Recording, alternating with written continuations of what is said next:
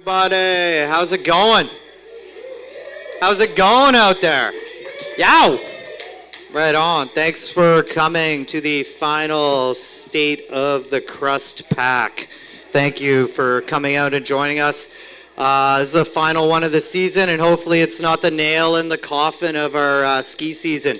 So, yeah, if anybody isn't here to hear esoteric stuff about the Snowpack, then you should probably go because it's going to be incredibly boring for you. So, yeah, right on.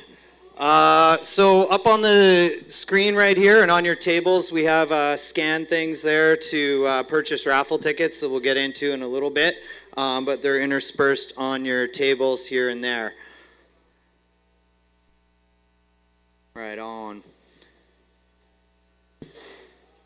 Is not wanting to change. There we go. So we like to kick off this with a land acknowledgement, and we are on the unceded territory of the Sinaiks, the Silikes, and the Tanaha people.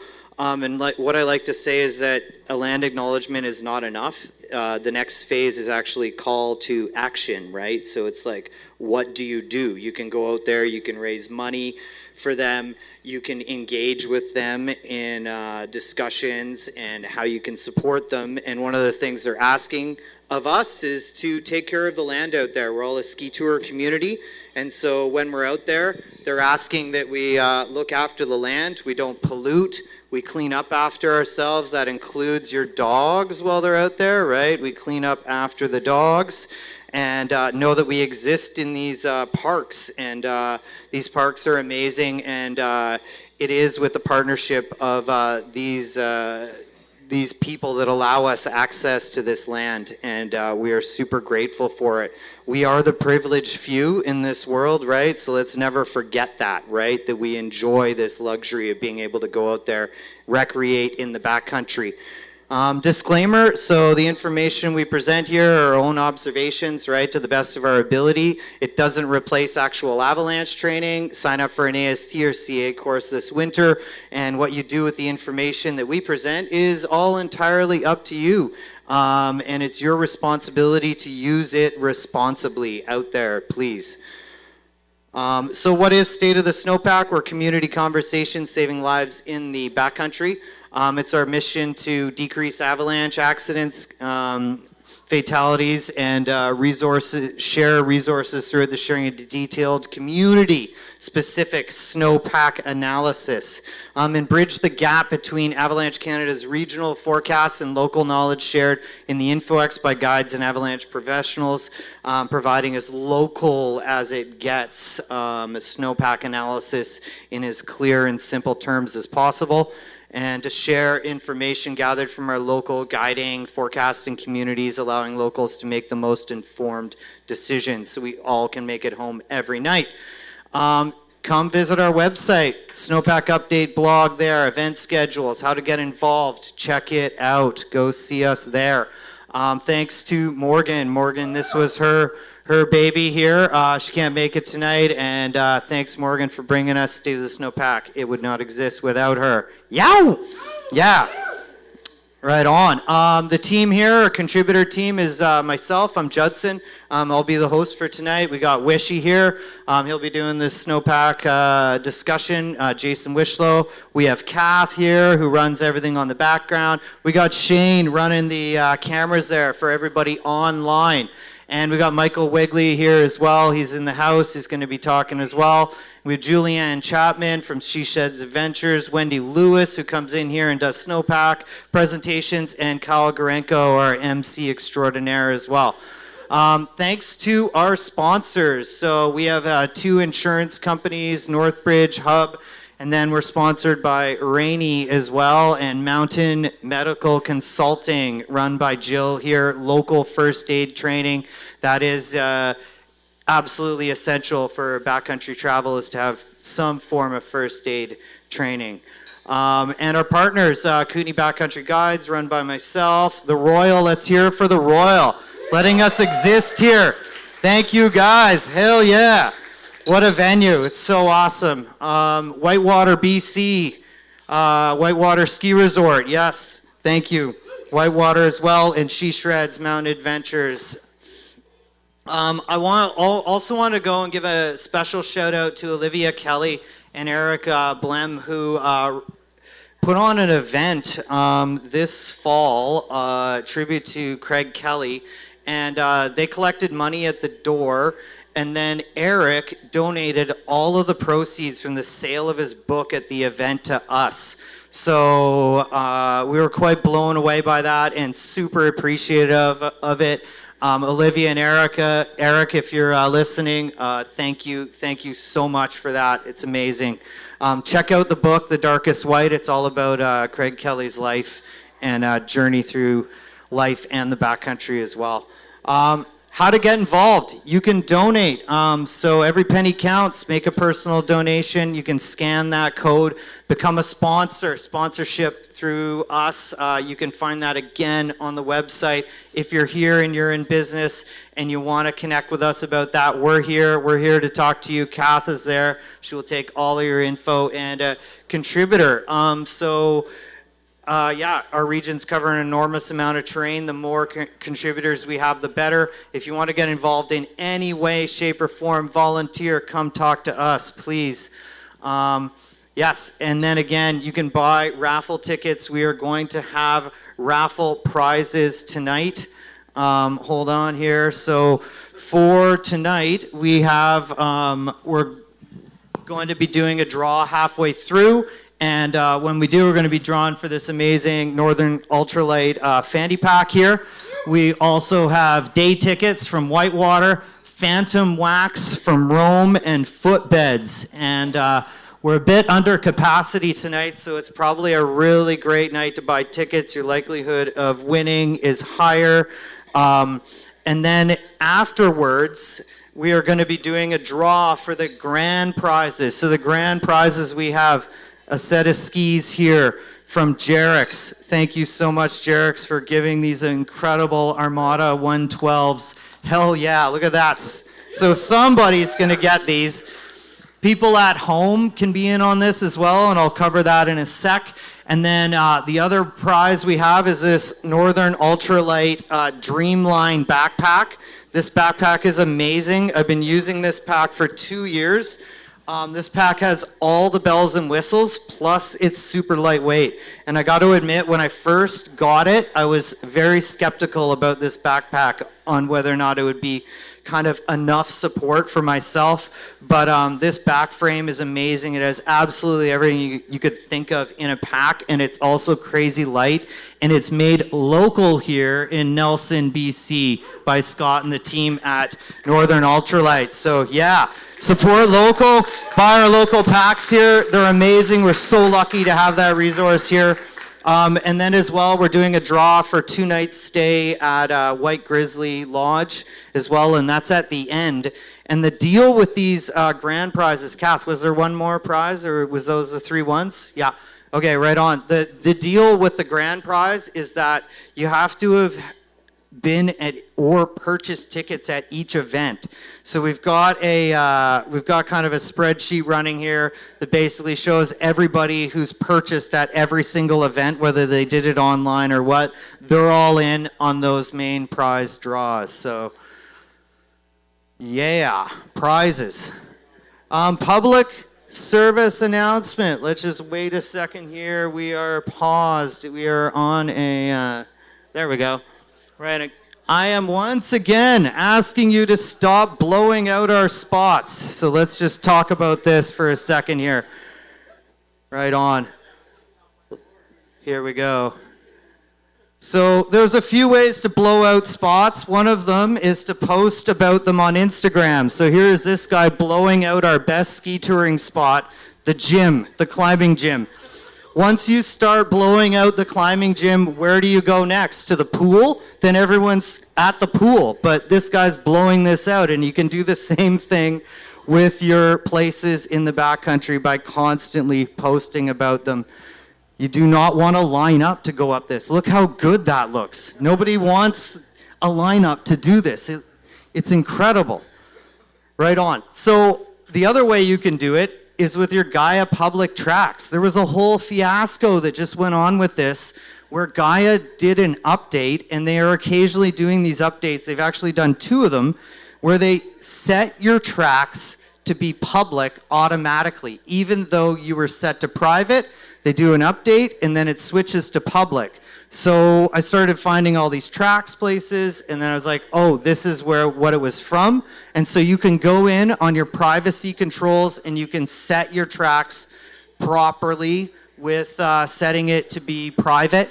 Of course, you can put your tracks public if you want, right? That's up to you, but it is good that everybody knows. And then also, if you happen to have been one of those people whose tracks went public, they don't revert to private if you just go in the settings. You have to go to every single track and reset them. So Gaia set everybody up for that, and now there's all these tracks everywhere. Too bad. So, right on. So, coming up next, we have the Duke from Tag'em, the Duke of Tag'em, Jason Wishlow, coming on up here. He's going to do the Snowpack update. And our guest speaker is Mike Wigley, talking about spring and summer missions, basically what's going on right now. And Jason's going to let us know if we're going to find POW anywhere. He's got the ticket. Let's go. Right on. Yeah, come on up there, Wishy. You can kind of walk through your own. Cheers. Thanks, Judson.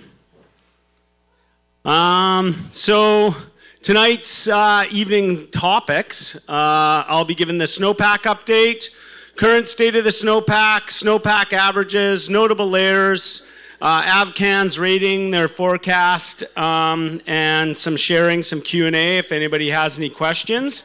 And then we're going to go over to Mike for the spring-summer missions and some, excuse me, tips for base camps and traverses, and some temperature tricks, sun, wind, planning trips, mixing multi-sport and steep lines in the spring, and mellow in the summer if you're so inclined to be getting out there. So, and then our raffle ticket sales are cut off at the end of intermission, so be aware I'll make an announcement when we're done the first part of the presentation here. So, the current state of the Snowpack is kind of dust on crust. So there's still some decent skiing and riding to be had. This was today. We were out doing assessment this morning in Goats and actually found it surprisingly not too bad skiing, you know, like with 10 fresh centimeters on top of our recent melt freeze crust. So it was an enjoyable lap in there as much as I thought that it wasn't going to be. So it's not an 11 out of 10, but it's certainly not a 3 either. So there's still some decent skiing to be had, and I'll let you know where that is. So it's still winter, and it's still spring. So we're kind of in that interesting transition zone, and with that, there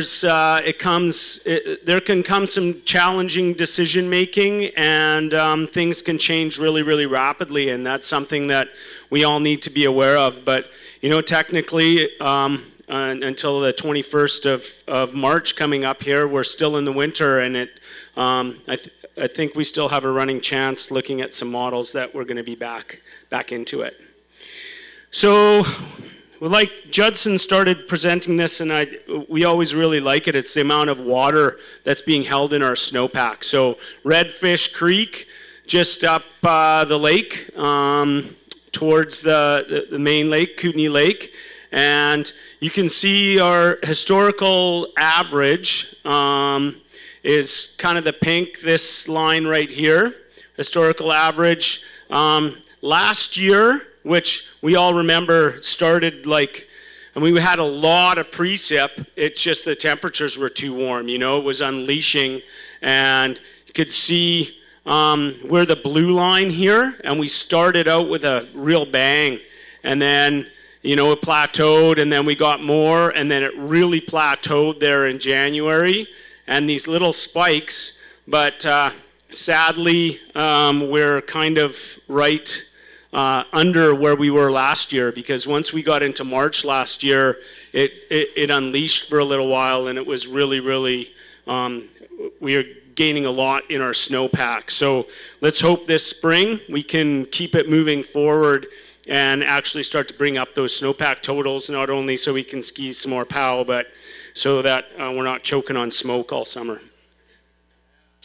So notable weather and layers, same graphic, we'll be able to kind of match what I'm talking about with where we are. October, November was snowy, then warming, and formed an early melt freeze crust. So, you know, down here in November, there was a bunch of people like just slaying POW in November, and it was phenomenal skiing, and we were all really hopeful that the season was going to continue like that.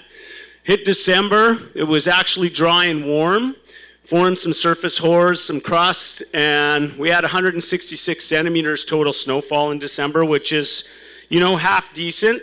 We've had more, but for a December snowfall total, that's pretty good. And then we hit January, and we all know what happened. It just pretty much shut down, and it got cold. We were wondering, you know, like, I was wondering if it was even going to get cold, and then, you know, all of a sudden it hit, and it just stayed below freezing, it seemed like, for weeks. And we had a bunch of strong easterly wind events, formed some wind slabs. And then into February, late January, early February, 50 centimeters, we had a big storm.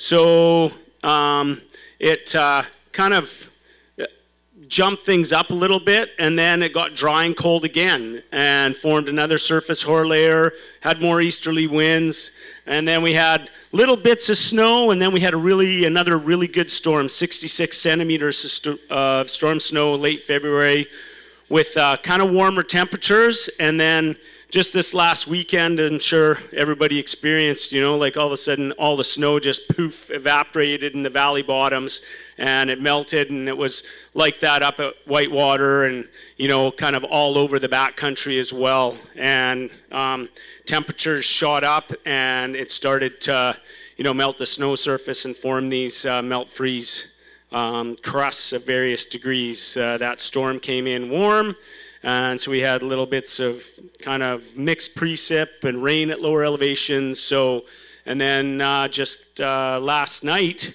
we ended up with 10 centimeters kind of sitting on top of that. So whoever made it to Whitewater today, like I say, was actually a pretty decent day up there for us. So pretty awesome. Our notable layers. Early December surface hoar, crust and facets, more north of our area. We don't really experience that here. This January 31st surface hoar crust facets, the big notable layer. I'm going to talk about some avalanches that happened on it in the last little while, and then our March 4th tariff crusts, I call them. Melt freeze, temperature, rain crust, sun crust, you know, like all kind of came down when the temperature shot through the roof, and all of a sudden we're dealing with, you know, cooling temperatures, and, you know, percolates, warms the snow, and then starts to freeze over, and then we're dealing that with various degrees on different aspects and elevations, which we'll discuss in a bit. But looking pretty good, all things considered, you know, considering, you know, we're into March and we're talking about 3 layers, and one really in our area isn't as much of a concern. We're talking about Jan 31st, and we're talking about the March 4th crusts, which we'll be dealing with moving forward. So just a note on crusts and bridge strength. I don't know if people have heard the term bridge strength before. So that, you know, in the avalanche world, we talk about bridge strength in that, you know, like you get these crusts and they form over wide areas, and then they freeze really solid, so it's a lot harder to get down to those lower layers. But bridges collapse, you know, like bridges aren't all they're meant, like people put a lot of faith in them, but, you know, like we can end up triggering layers if you hit the right spot in the snowpack. So even though there's a burly melt freeze crust out there, it doesn't mean that you can't trigger a deeper persistent layer in an area that's like thin to thick. You know, that crust hasn't formed. We get spatial variability. The crust, is a little thicker here, a little thinner there. You manage to get your impact bubble through it, and you trigger that layer, and it'll propagate through that crust, and all of a sudden you're dealing with an 80 to 100 centimeter deep, persistent, weak layer, and that kind of a deep, persistent slab problem, which is not a good scenario. So remember, just because there's a crust that's formed doesn't mean that you can't trigger an avalanche that's deeper and of higher consequence. This is a plot I dug, or a profile I dug yesterday in Summit Weather Plot. North aspect, just off the, just below the top of the Summit unload. We had 205 centimeters of snow there. So remember, when we're measuring snow, super scientific, you can put your fist through it, you can put 4 fingers in it, 4-finger minus or 4-finger plus, it's a little harder. You can go 1 finger, you can go pencil, you can go a knife. So it's, we try to make it pretty standardized, but the big takeaways are we're looking for hard snow that can fail, a hard cohesive slab that can fail over soft snow. So when we're looking at this profile, the big one, notable result, we did have a compression test. It was a hard failure, so it took a lot of taps when we were doing our compression test to make it fail. But it was a sudden result, which means that if you did trigger it, it could propagate. We did an extended column test, which is a test that tries to show that propagation potential, but we actually didn't get a result on that. But to me, the takeaway here is that we did have that layer. It's down about 75 centimeters. It did fail. The layer's there. It was surface hoar that's quite large, we found it up to size 9 in there. But when you look at this, so here's our hand hardnesses down here, fist, 4-finger, 1-finger, pencil, and knife. And you can see this is a weakness, but overall coming down, like we had a thin crust on the surface with this new snow on top. When I dug yesterday, it was before the 10, but really pretty consistent right down, and we're looking pretty good. But this layer here is a layer of concern. We're gonna, oh geez, that's scary. It's coming back, spinning wheel. Now we're gonna go to a opposite. We're going to go to a west aspect at 2,100 meters. This is just beyond our goats, or it's in our goats terrain, but up high on the bench there. And HS 260 centimeters, so more snow, but higher elevation. That January 31st persistent weak layer was found down 55 centimeters versus 75 over on a north aspect. But they did not get a test result on the layer there. And both locations, considering how warm it was, what I found surprising is that there was no moist snow. So when we're looking for moist snow, see how far it kind of percolated down. You can pick it up, you start to move it in your hand. Will it slowly start to form a snowball? And no, it didn't. So we didn't find any moist snow, which is actually a really good thing, means things are kind of drying out after that warm spell and all the moisture that percolated down into the pack. So again, looking at this, we are, pretty decent enough looking pack, and nothing really significant jumps out at me as far as test results moving forward. So we're just looking at the crust at the surface. We're looking at the January 31st layer. This is kind of where we've landed for this time of the season when you're out there ski touring, making turns. Okay, we're going to move to AVCAN. Danger ratings. As of today into tomorrow to 4 o'clock, moderate in the alpine, moderate at tree line, moderate below tree line. Tomorrow, same thing, 3 times moderate, and into Saturday, moderate, moderate, and then low below tree line. So, You know, this is looking pretty good. If anybody was here at the last presentation, I talked about what a moderate hazard means a little bit versus a low, but you know, like your chances of triggering are low, but we've moved in a little bit with a persistent weak layer to a low probability, high consequence avalanche scenario. And that's something to keep in the back of your mind. It means it's not as easy to trigger that, but if you do, it's all of a sudden going to be 50, 60, up to a meter deep is what we're seeing that layer buried. And if you trigger something a meter deep, it's not a good scenario. Problem one, just mention it again here, January 31st, surface hoar, facets, or a melt freeze crust on solars. And that's 40 to 100 deep in our area. And these layers remain a concern where there is no thick supportive crust under the new snow. But again, I talked about bridge strength. Don't put all your eggs in that basket. You can still trigger those avalanches. So persistent slab, all elevations, west to east, you know, like souths are out because the melt freeze crust is considerably thicker, but that's still in the back of your mind, but that's where that is. So those avalanches are possible, and up to size 3, which is a large avalanche. Number 2 problem, wet loose. So wet loose is going to be on solar aspects. You can see here.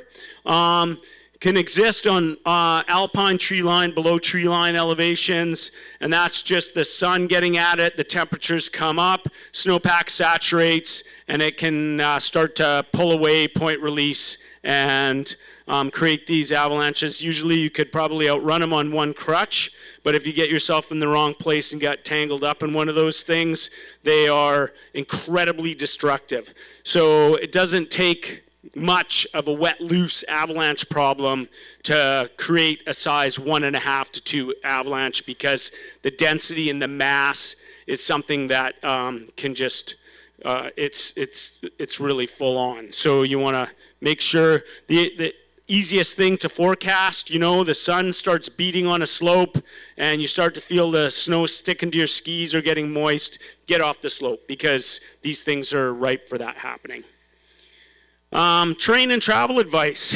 Beware the potential for large destructive avalanche due to deeply buried weak layers. So that's our Jan 31st persistent weakness. Use caution above cliffs and terrain traps, where small avalanche maybe have severe consequences. In times of uncertainty, conservative terrain choices are our best defense, and again, a moist or wet snow surface, pinwheeling, natural avalanches are all indications of a weakening snowpack. So be aware for any of those signs when you're out there, because like I say, as soon as you start seeing that, especially spring as things are warming up, it's a pretty easy indicator that things might start to turn. Avalanche summary. No new avalanches have been really reported since Sunday. So here we are on Wednesday. Avalanches buried on weak layers may be difficult to trigger, but if one is triggered, it's likely to be large and destructive. So again, low probability, high consequences with deep buried persistent weaknesses.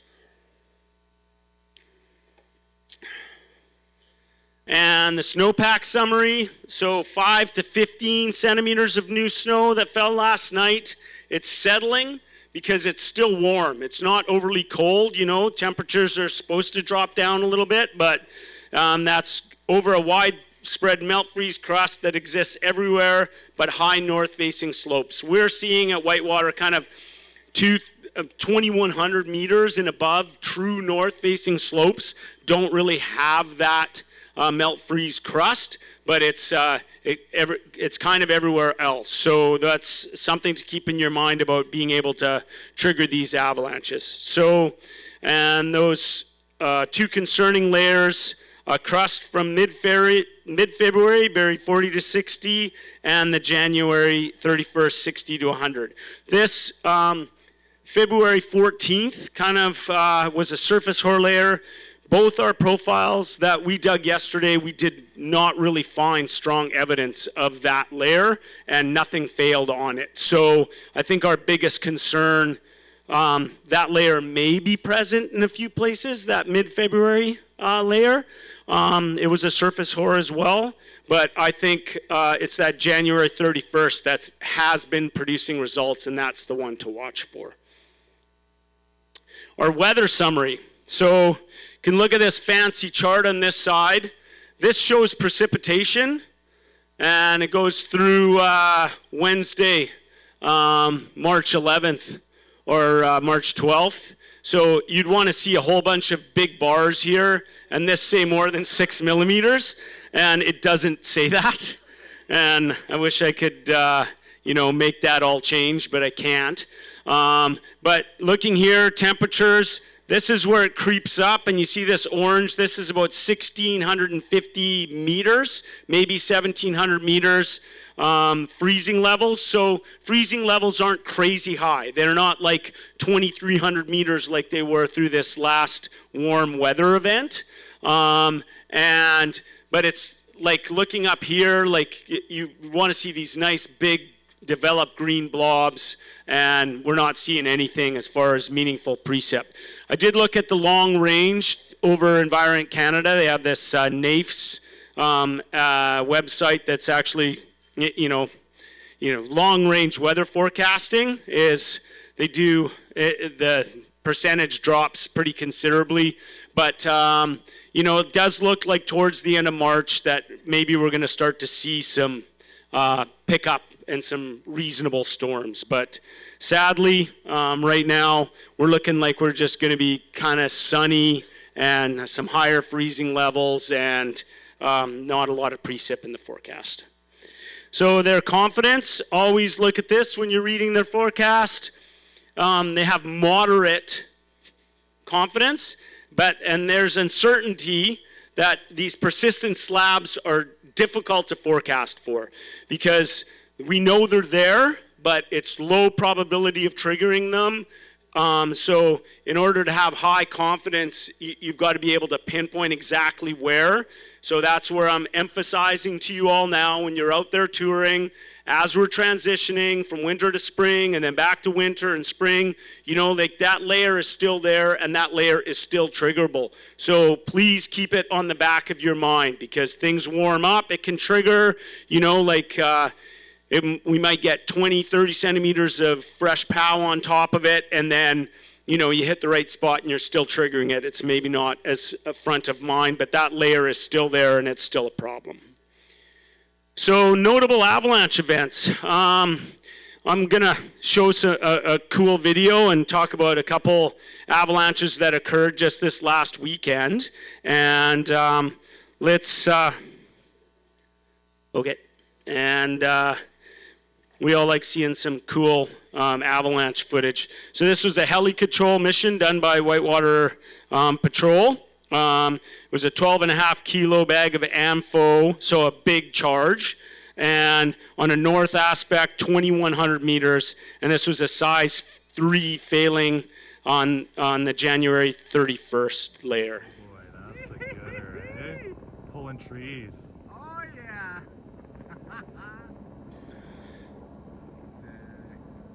But if you're watching here, you can see trees start to get pulled out. It's this was an impressive avalanche, and there's the machine monitoring their results. But we'll try play it for you again. It's a short video, so. And then watch off the top.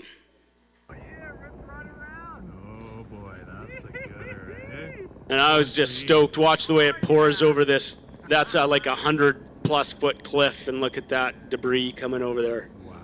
Very, very impressive stuff. But, let's keep in mind that our ski out is right over here. That comes out of the goats terrain. So it's, for us to get rid of this stuff, we're controlling this not so people can go ski it. We're controlling it so that it's not running into our inbounds terrain and threatening threatening people. So this avalanche, let me see. Oh yeah, rip right around. Oh yeah, rip right around. Oh boy. Oh boy. There we go. So this is the aftermath. Douglas, who's here tonight, our forecasting supervisor, went up and they dug a fracture line profile just up in this zone here, and they found up to 22 millimeter surface hoar there from January 31st. 22 millimeter surface hoar is behemoth. It's no joke, you know, like, and you could see why it failed.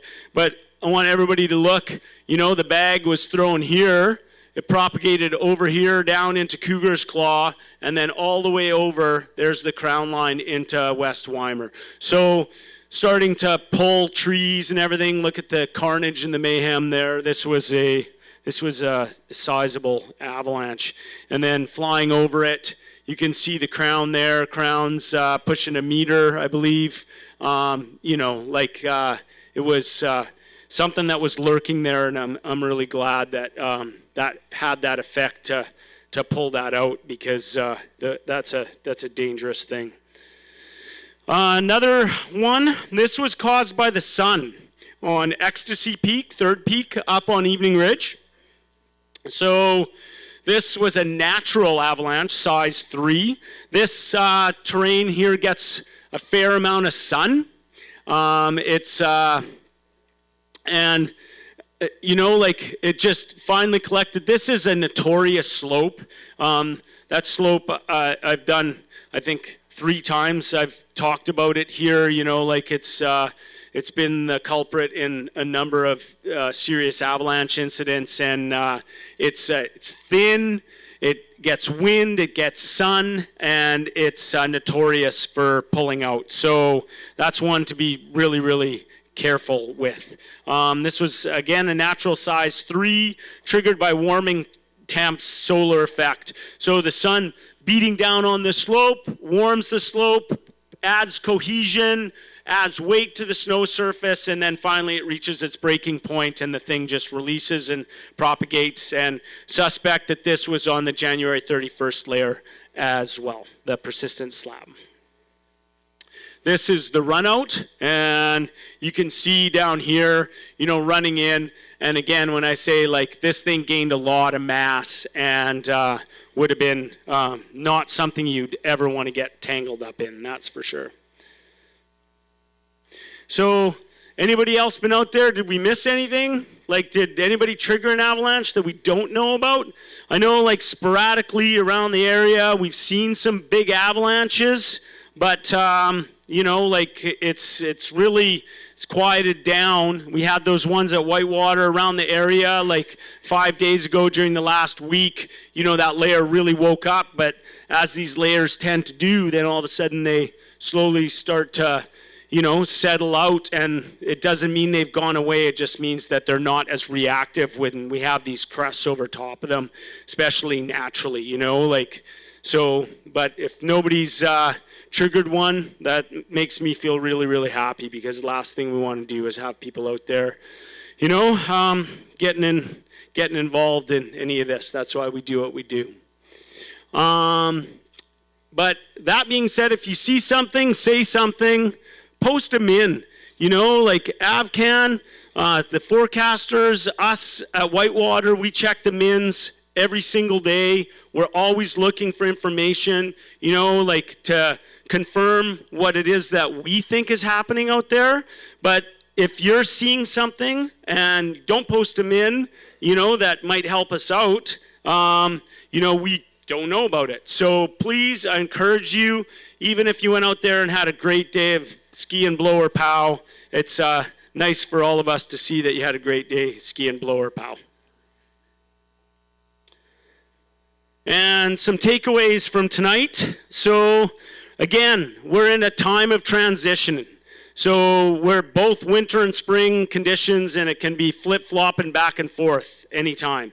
Watch your aspects and elevations and know where the problems are. So when you're reading AvCan, know if it's on west, know if you're on that high north-facing slope that doesn't have a melt-freeze crust. But those things are super key for you to know when you're out there moving around.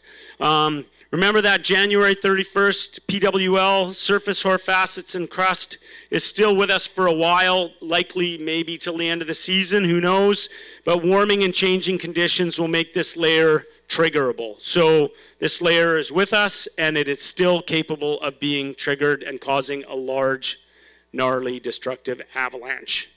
Warming can occur quickly this time of year. We're in March, you know, like the sun starts coming out and beating on a slope. It can change conditions quickly, and when it does, be aware. That is a time not to be on a slope when you're dealing with those warm daytime or those spring conditions.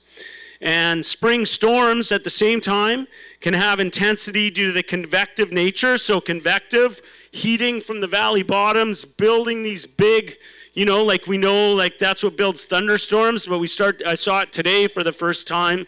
It's really, really beautiful, that sky, but we're getting convective build now because the air is just warmer. But that can produce these crazy, intense storms, you know, like we're getting like Graupel, and all of a sudden it's snowing 5 centimeters an hour, and you know it's piling up or whatever, and those things change. They can come in with winds. The winds can be erratic. So as you're traveling in the spring, be aware of those storms, and those storms can pop up really, really quickly and change things in a hurry. So watch for slab formation from wind and heavy precip and temperatures. So let's hope for some March madness. So some skiing, and then that's the best example of madness that I could possibly find. So cross our fingers. Let's not go for the middle picture, but the ones on the outside. How about that? All right. So intermission, please buy your raffle tickets. Help support State of the Snowpack. And thanks for coming out tonight. It's always like super, super appreciated. Really means a lot to us to have you guys here and try to help keep you safe, give you some info. Yeah. Thank you, Wishy. Yow! Right on. So real quick, I'll put the, during intermission here, I'll put the code up so you can scan and buy raffle tickets. And then after Wiggle's presentation, we'll do the draw for this event and then the full season draw at the end of that. We'll take just a quick 10 here and then move on with the rest of the evening. Thank you, crew.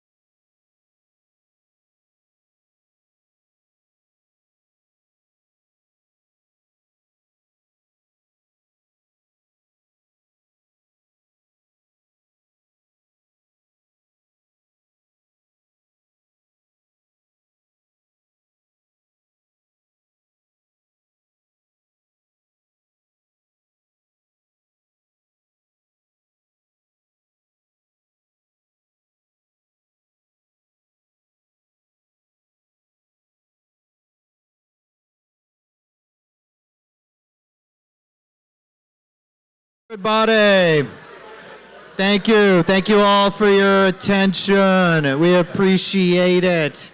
Thank you all for supporting us by buying the raffle tickets. We're going to close it real quick, but just for a reminder, later on we got skis up for grabs, brand new set of skis, brand new backpack, and then before that will be drawn for fanny packs, ski tickets, foot beds, all kinds of stuff here coming up.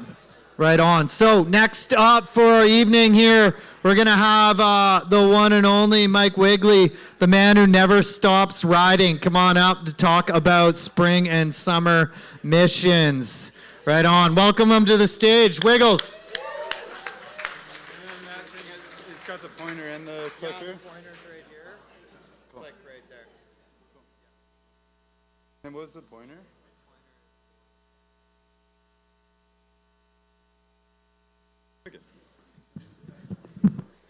Hello everyone, how's everyone doing tonight? You know, didn't think I'll be presenting about spring conditions this early in March, but here we are. So a little bit about myself. I've been living in the Nelson area for like almost 20 years now and explored a lot of the mountains around here, and I continue my season all year, so I don't stop. Like, I'm at month 78 in a row, so it's like 6.5 years, and like before that I broke my leg and then had 54 months, so in between those little gaps. So yeah, I've spent a lot of time exploring like the Valhallas, Kootenay, the Goat Range, and finding those last little slivers. And then so I'm kind of going to go like just kind of explain like different summer and spring tips that I've learned to kind of like pass along to everyone else. And first thing is just kind of how to plan a trip. So first thing, traverses is always something like people go for in the spring. And I'm not going to tell you how to plan a traverse. I feel like that's good knowledge to just build on your own. But instead, like some things that I've learned to how to be successful on your traverses. So one thing is I plan multiple trips. So to have like a backup in case weather or conditions don't line up. So say like I planned like the Valhalla traverse, was like got everything ready for it, ready to go. Weather is just super crap, it's gonna rain, conditions not good. Totally switched my plans and went to Colorado. Like just like that's how much I'm ready just to switch sails and go somewhere else. Or like another circumstance, we were planning to go up to Bella Coola to do like a base camp. It was like right when like COVID happened, or actually no, it's the year after COVID happened. And we're like, humming and hawing, should we travel, should we not? And we're like, you know what? Instead of driving to Bella Coola, we instead like 2 days later went and did the, what did we do? The Bugs to Rogers Traverse, and like just did that like totally on a whim, where it's like, but we had all this knowledge before, so it's just like, you're ready to divert at any time. And then how to kind of plan what you want to do. Are you looking to walk through the mountains? Are you looking to like ski a certain objective, or kind of do a combo of both? And then you want to find the right partners that are on the same page. Like that's like one of the biggest things to do, because if you don't have the same partners on the same page, you're going to have a little bit of fighting and probably, yeah, having a hard time out there. So be in the same fitness, be in the same skills, same goals, you're going to have a great time. Have locations that work for your upcoming weather and avalanche conditions. So example, like I'm going to lose this.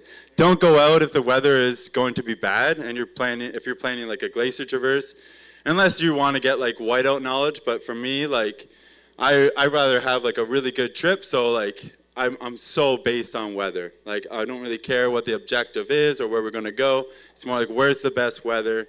That's where I'm headed. And then yeah, Mother Nature doesn't care if it's your holiday. Be open. Be ready to switch plans.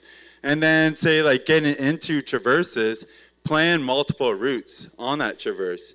So then you have alternatives if like the conditions, the visibility, avalanche don't line up with you, and you can like continue travel. So like when I do a traverse plan, I have like multiple ways I can get around certain areas and keep it memorized.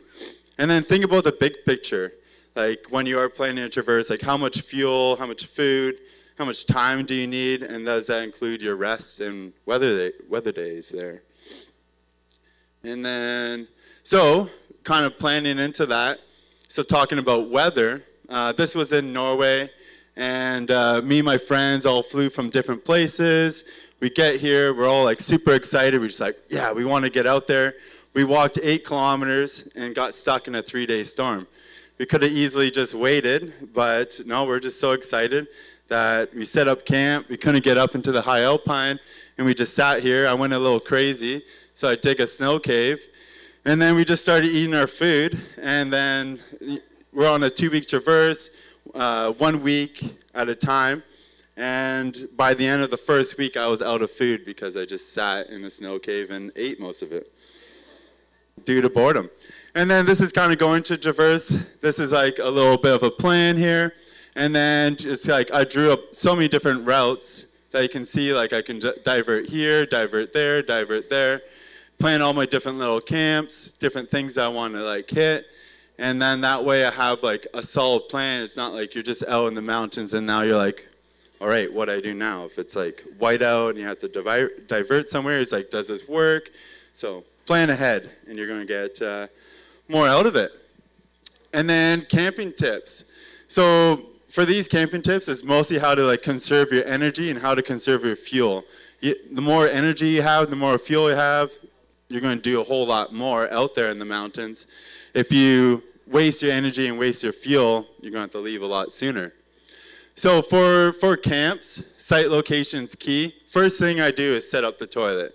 So set up where you're going to have it, be away from the local water source, dig deep, place in a spot where it won't like contaminate the camp area. And then, yeah, good view spots always help.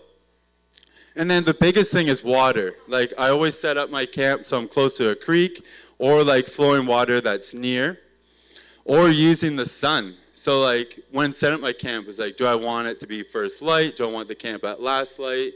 Am I using it for traverses or base camps? And like for base camps, I prefer like to have the light at the end of the day. And so I look for a location that's facing west. And then of course like scoping out too, that's not going to be blocked by the mountains, so I can have that long sun in the afternoon. And then that hot sun can be used for like melting water or drying out your gear. And this little hack, I like tried drawing it up and it was just kind of like an ugly drawing, so I didn't put it on. But like this little tip to do is like have your camp, you're west facing, you got like the due sun.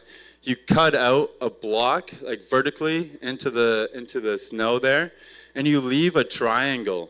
And what happens is then the sun will melt the snow, and then it'll go and it'll just create like a drip system off the triangle. And you can just fill pots, you can fill all your water bottles. And if everyone's hydrated, you're going to be able to like ski and ride so much more than you would. Like you can notice it when you're on like long trips. People that get dehydrated, they just become like, you see them start crashing, they're getting cramps, they're like all aggro. And so it's just like if people are hydrated, you're going to be able to do a lot more in the mountains.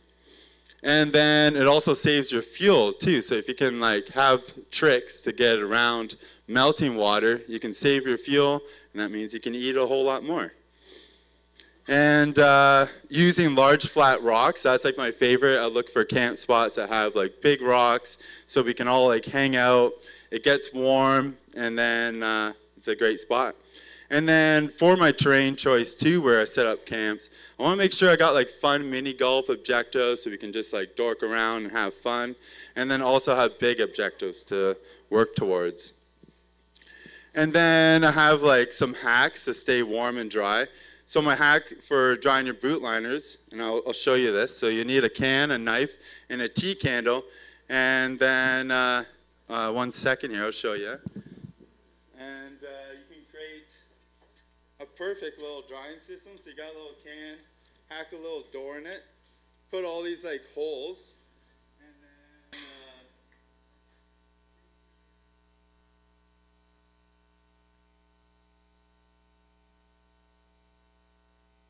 give that a little light if I have a lighter. Anyways, and then just toss this right in there.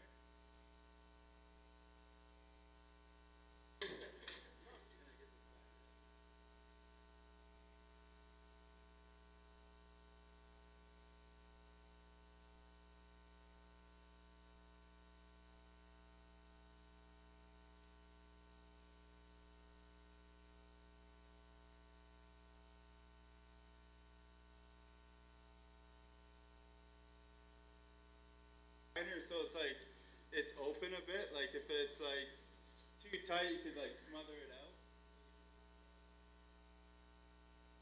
Balance it out, keep it managed, and you'll fully dry out your liners. Make sure you don't burn it. Not that, but I have melted liners using, whose lighter is this? No. But, you know, that makes you, like, want to bring out a beverage, and then you can use that later. And then I pack the can around. But, yeah, that really works, because I personally don't like sleeping with my boot liners in my sleeping bag. So I do all the different ways to get around this. So, like, that's one tip. Another thing, like, if it's, like, cold overnight, easily throw your base layers onto, like, a little guy line. Let them freeze overnight, and then just shake it. All the moisture is now frozen. You just shake it right off. You're good to go. And then, like, yeah, up to you if you want to sleep with your boot liners and spare clothes and water bottles and all that stuff. And before you know it, you're just, like, in this jammed, filled sleeping bag. You're, like, rolling around. You're like, I got all this stuff in here. So I'd much rather just let my stuff freeze and do this little hack, and then I'm like good to go, because like, yeah, base layers, just shake them out. They're gonna be dry as soon as you put it on your body. And then where am I here? Oh, but I do like using a hot water bottle. That's a good hack to like stay warm. And also, like, when you do this trick, throw your hot water bottle in your liner too. That helps it. And I always like to make sure like I have a set of base layers to sleep in, and then have a set to like use when I'm touring in. And then once you're more dialed in or lightweight or lazy, you can just bring one set. That's usually what I do when I'm just doing like real simple like overnight missions, just one set of base layers, but always an extra set of socks. Always need that. And there we go. And then so this is one of my favorite camp spots. This is in the Sierras. And so we got this beautiful flowing water. We got the big, large rock to all hang out. And then our camp just hanging out. And then when you have fresh water, easy to get all your water. You can take nice little baths here and just freeze each other. And then it keeps you nice and fresh, not smelling so bad. And then this is like one of our locations. So our camp is like down here. And we have all these spots to just shred. This is like a really cool face that we're on here. And then some micro mini golf stuff to do when the sun is just ripening it up.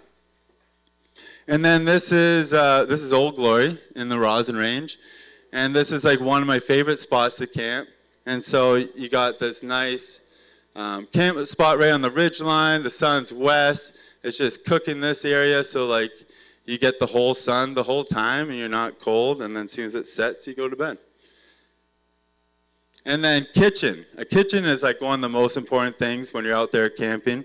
Good food means good times, and have a spot that allows this.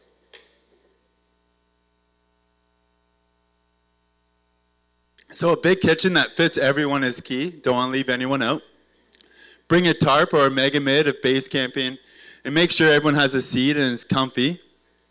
Also like to bring 2 sleeping bags, one inflatable and one foam. And then the foam is really great for hangouts, and then it's a great addition for sleeping. And then so I pretty much just like try to keep my fuel just for food and making good food. And I think ahead and like cook your favorite meals, dehydrate them, and then bring them out, and you're gonna be so much happier. And like some things I like to do, say if I'm doing like a big long trip, it's like dehydrate a bunch of food, but if everyone brings one dehydrated meal, eat that, and then save the bag, and then you can like save on dishes and just rehydrate your food that you cooked back in that bag, and then you're good to go. And then, so this is like using like the Mega Mid, super comfy setup. This is in Alaska, and like really key to have. And then this is like an outdoor kitchen to be used, and like when it's nice and sunny, it's clear skies, and it's a great time to hang. And then this is Morgan, which is like the founder of Save the Snowpack. And then this is, yeah, just getting the last bit of the sun as it disappears. And then, so for like ideas for base camps, as you're like building blocks to tackle your dream line, is set up a camp where you can build upon the complexity within terrain features. So like, I like to set up my camp, but then have like features that are like similar to like the big project that I want to do, so I can like see what the snow conditions are, feel out the snow, ride it, and then like use it as a small scale, figure out things, so then I can take it to the big picture. And then, so for this is Alaska. This is just outside of Haines. So we just got dropped off. We figured out our camp spot. We just like wanted this like big flat glacier. We're right on the border of BC and Alaska. So like this side's Alaska, the other side's BC. And then this is our like test wall to like start out figuring out like big spine riding, so then we can take it to the big picture. And then this is good old night scene.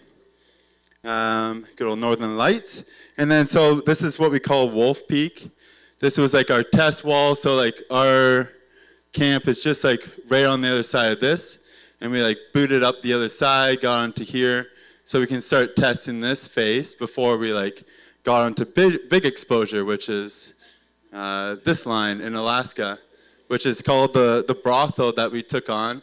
So we rode this spine line to here, made our way through all this like crazy Serac stuff, and then eventually worked our way back to camp.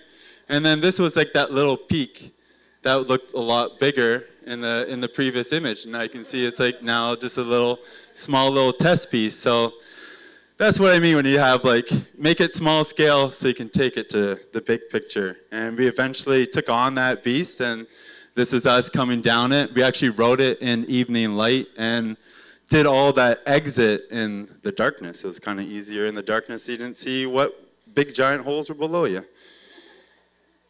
And then tricks for the elements. So like, use the elements to your advantage rather than your disadvantage. This is a perfect example of mine. This is in Colorado. This is a southeastern face. I missed my window on it. And I was just like, well, maybe it will re-harden and I'll go back in the evening light. That did not work to my thoughts. And so I dropped into this line about halfway through, felt it get like super wet and heavy. And I pulled over to the side here, and then all this just went and cascaded down here. And I was like, okay, bye-bye snow. I will now rock climb my way down. And not really, I was able to kind of pick my way through, but it's just kind of like use the elements to you rather than getting skunked by it. So use the sun to your advantage when it comes to terrain. So with spring riding, everyone should know, just get up really early. If you're not getting up early, you might as well just go back to bed. Because like, do all your climbing in the dark before the sun rises. Beat the sun so it doesn't beat you. And then get off steep features before the sun cooks your line or overhead exposure. And one of the best examples of this is Amers in the Rockies there off Temple.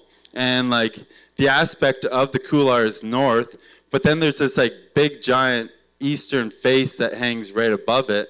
And so like for that line, you have to get up and do it early, or because like that eastern face is heating up and it's eventually just going to start sloughing on you. So if you're late on that, you're like looking at the line that's north, but also think about what is exposed to it.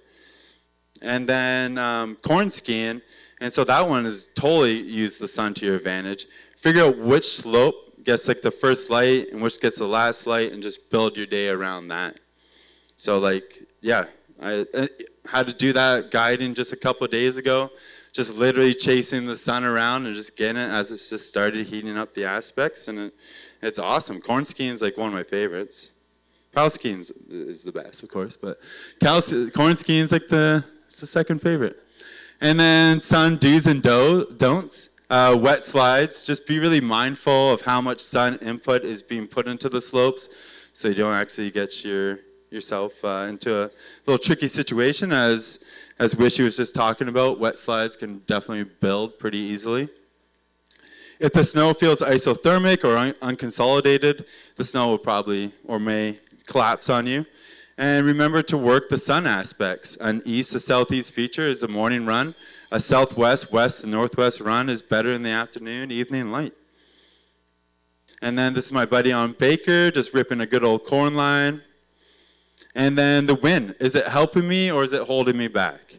If there's new snow, has the wind transported it? What surface is under the new snow? Are cornices building? And then for corn and spring riding, is the wind keeping the surface from thawing? Or will the wind keep the snow from getting too ripe? So like, I've had a circumstance that like when I did Rainier, we're up Rainier a little too late, but we got really lucky that the wind actually kept it cool, and it didn't, the snow didn't get too ripe and actually end up being perfect. But if it was like a hot day with no wind, we would have been screwed in more isothermic snow, so we lucked out. So the wind can sometimes help you, and the wind can also sometimes not help you by not thawing out the snow, and you're just riding rock hard. I've had that in New Zealand where I literally sat on top of a run for 3 hours and it never got soft. And I was like, all right, just going to ski ice. And then, so this is our line on Rainier, and it just worked out really well. That was just super sick corn skiing from top to bottom. Couldn't ask for, I can't even go back there because it's like 3,000 meters of just the most beautiful snow. And then precipitation. Is it snow or is it rain? If it's pouring rain to high elevations, it's definitely like a no for me. The snow will be too saturated to slide on. More than likely, the snow is just mush and isothermic, and it's just not worth my time. Ideally, if it does start as rain, then turns and finishes as snow, then that may bond well to existing melt freeze crust. And that's always dependent, of course. That's something I kind of watch for. Is it like, what is the freezing levels? What's the precip doing? And then when precip does come in, like going from the green bricks of like low AVI hazard with the spring diurnals to now like, okay, precipitation just came in, and now it's like turn that brain back on and start watching for all the red flags, like how much fell, how much wind came in with it, will the sun come out today, am I seeing any natural avalanches, and also pay attention to like shooting cracks or whoops in that new snow. It's like the same thing, like it's so easy in the spring to just get stuck into like that corn cycle, and then new snow comes in and you're just like, oh right, I totally forgot about how to deal with avalanches. And so this is like a perfect example. This is like Tahoe. This is like late May, and we got this snowstorm that came in, and it came in with like 30 centimeters of snow.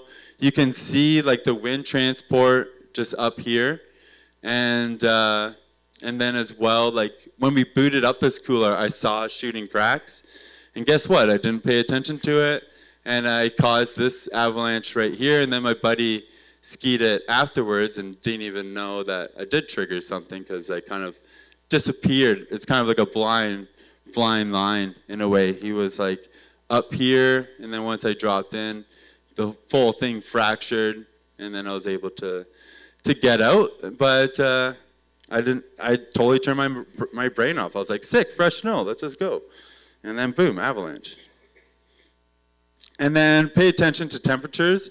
This is something I really pay attention to a lot, like especially in spring and summertime, is how cold did it get overnight? And was it a clear sky? And was the snow able to lock up from the day before, or did it stay as mush?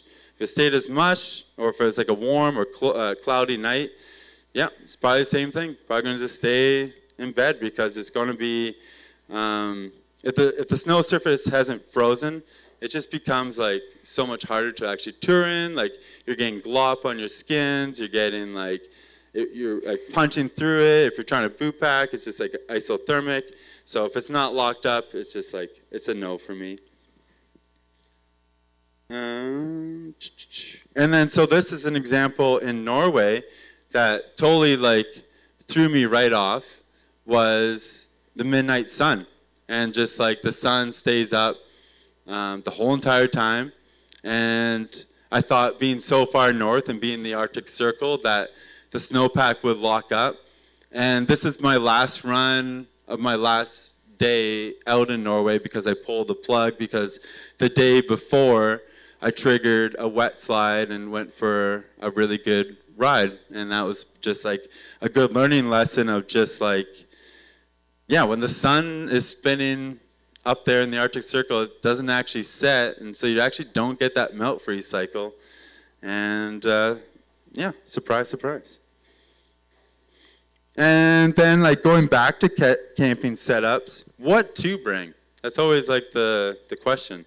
If I'm going out for like a solid base camp, like going out for like a week, 2 weeks, I'm bringing my 4-season tent. It's like, it will be roomy, and then also bring a floorless tent, like the Mega Mid, just for setting up a kitchen.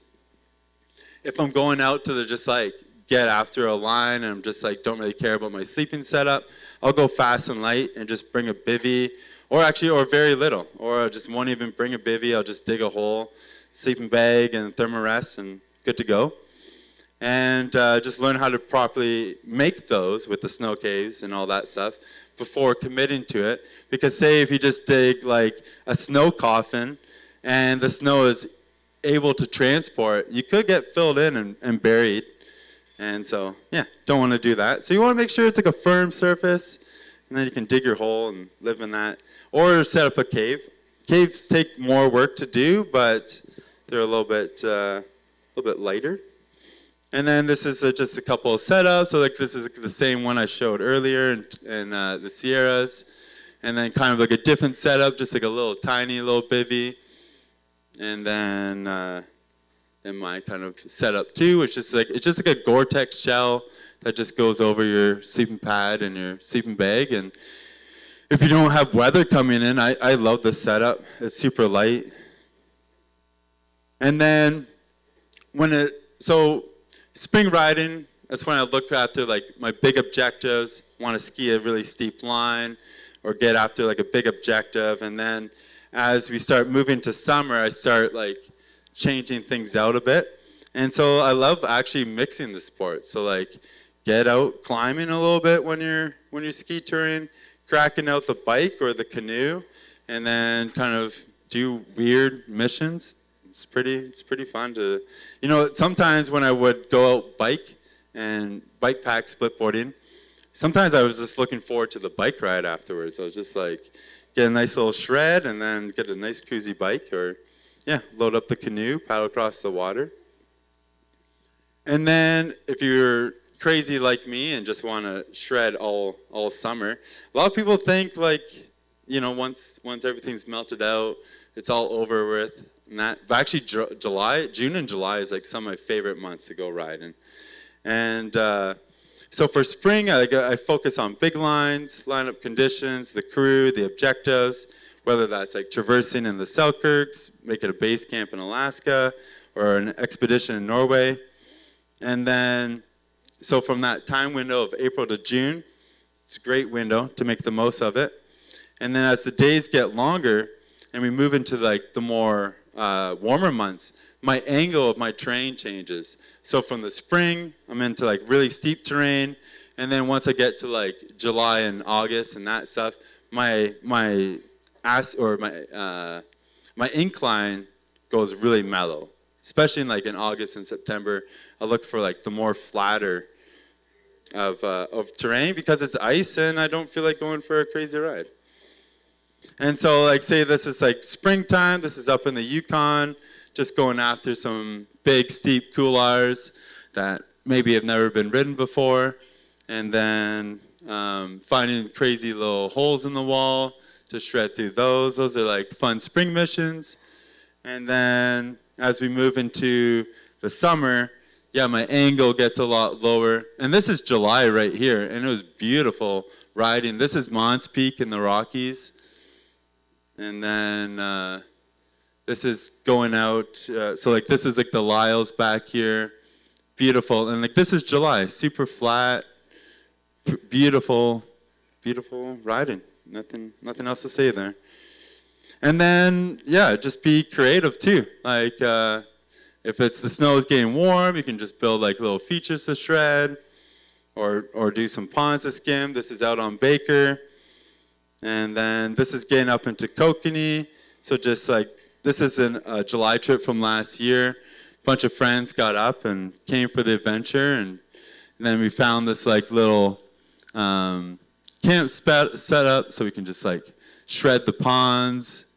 And yeah, lots of great riding to be had. And of course, like the best part of it all for like spring and the summer trips is really all about your friends. That's what makes it like the best part. It'd be pretty boring if it's just myself. So for objectives and camping in the mountains, partners make it all. And this is in New Zealand here, where we're just figuring out how to get out, and just Ryan's look on his face right here, just like, where are we? And yeah, it's all about the vibe of the friends, and then enjoying each other's company. And like this is in the summertime, nice and warm, beautiful hangouts, lots of snow to shred. And then just riding with the bros. And then yeah, any questions for spring or summer riding? If not, we can just kick it off into the raffle and just, oh yeah, yep, go for it.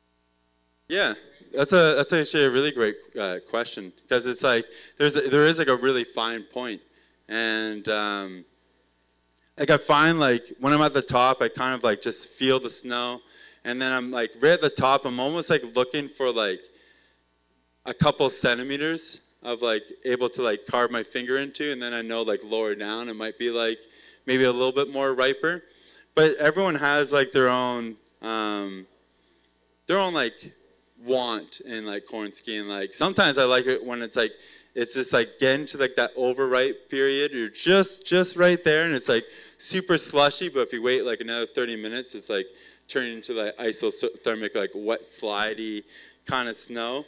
But like I find if at the top you're just like starting to get like that like little bit of softness, like that's like the perfect time to like go, because then by the time you get to the bottom, it's not isothermic.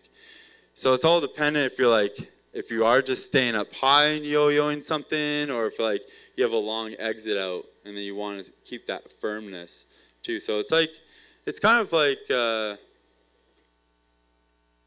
experiment and feel it out once you begin. And also, I never thought there was corn skiing in the Kootenays, but I've been finding it, and so there's some really good places. Whitewater actually can have some really good places off the peaks and stuff there. And then anyone else at all? Yeah, go for it.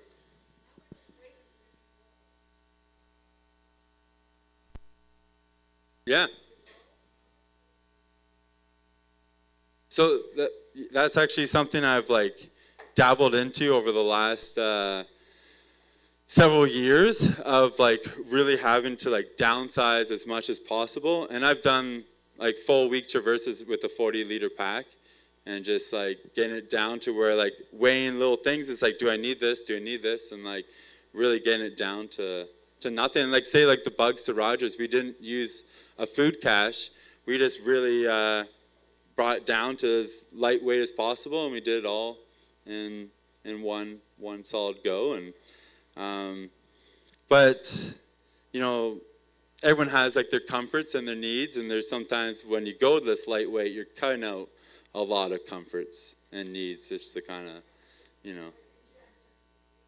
Yeah, like I don't remember the weight at this moment, but yeah, I've got it figured out where all I need is a 40-liter pack, and I can go like a week to.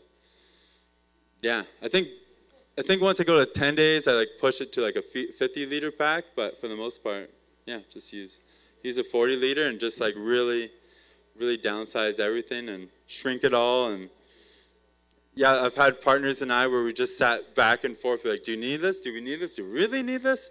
Okay, it's out. Do we need this? No.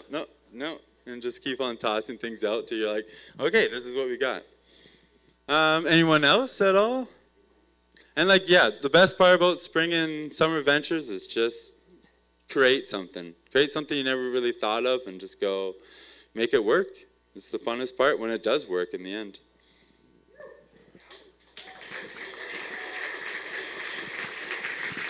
And now for the prizes.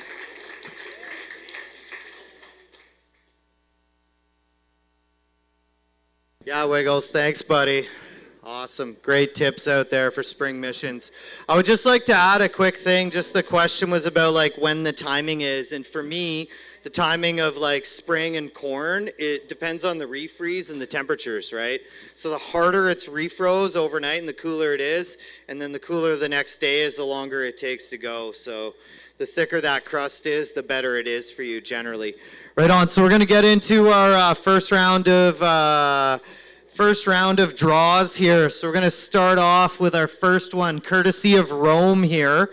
And we've got a Phantom Wax out of Rome, which is awesome. That's like a $200 prize there.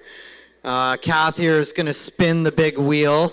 I think, Kath, you're going to hook up your computer, or you're just going to like spin it with the folks that are here. Let's see, where did it land on? So Florence, is Florence here? Florence, right on.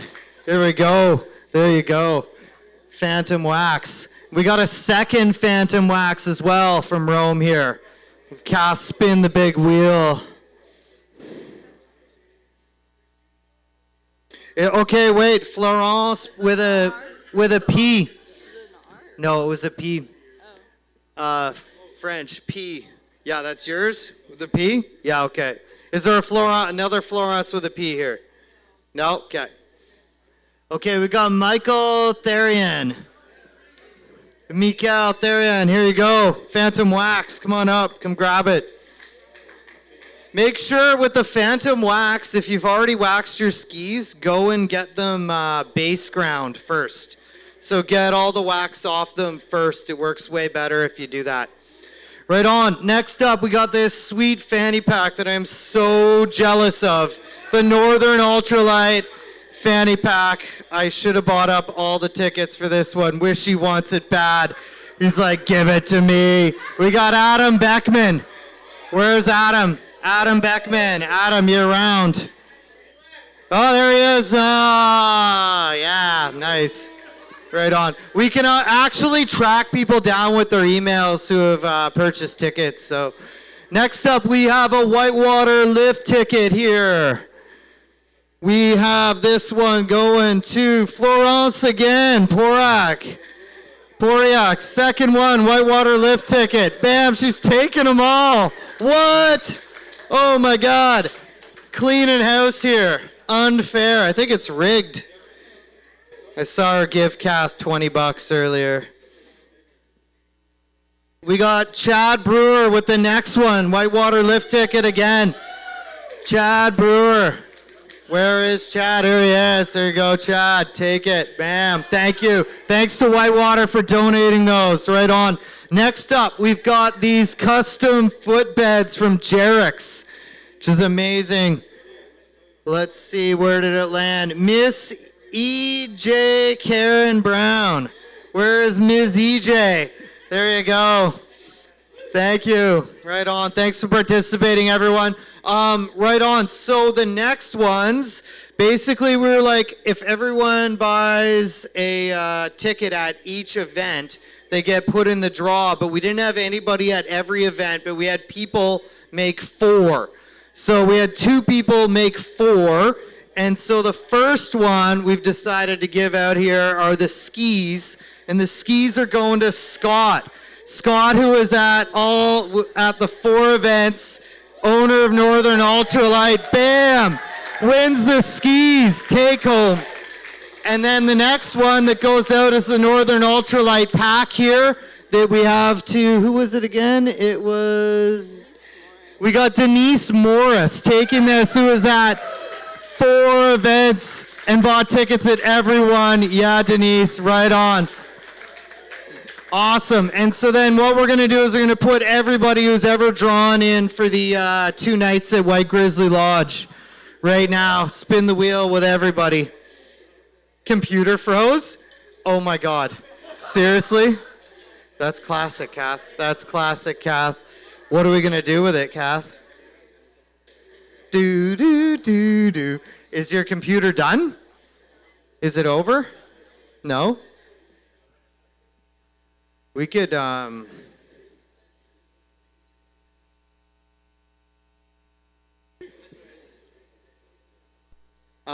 did you try hitting it? Just try smacking it. Oh, there we go. It's going for the 2-night stay at White Grizzly. And we have everyone's email, so if somebody isn't here for this, we'll be able to connect with them. Holy, that's a lot of people. That's amazing. He Yen Chung. Or Si Yen. Oh, there's, how do I say your name? I don't know how to say your name. It's Chien, but I go Chien? Chien, yeah, right on. So you've won 2 nights at White Grizzly Lodge after the season there up in Meadow Creek, and we'll connect you with with them. I work there, so yeah. Awesome. Okay. Yeah, right on. Yeah, thanks everybody. Don't be shy. Come on over, have a drink, say hey. I'd love to meet everybody, hang out. We'll be here for the next little bit here. Thank you to the Royal. Thank you to this amazing community for supporting us all winter. Thanks, folks. We'll see you again. Have an amazing, safe spring. It's not over. Every April, everyone's done and they're riding their bikes, and I'm out there killing it. Every April is almost better than every December. It always is better than every December. So yeah, get on out there, keep carrying it, and keep it local. Right on. Thanks, everyone. Cheers.